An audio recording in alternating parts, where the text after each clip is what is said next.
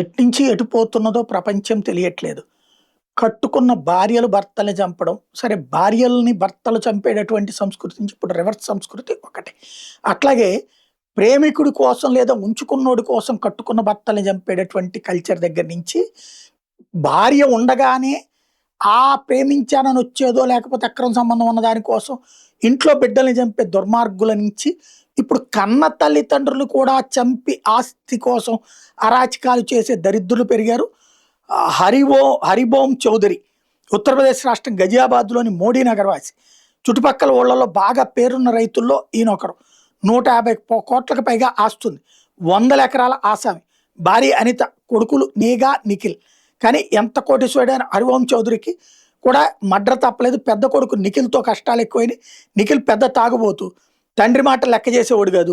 ఆస్తి కావాలని గొడవ పెడితే తండ్రి 7 ఎకరాలు ఊళ్ళో తనకున్న కొన్ని షాపులు కూడా ఇచ్చాడు.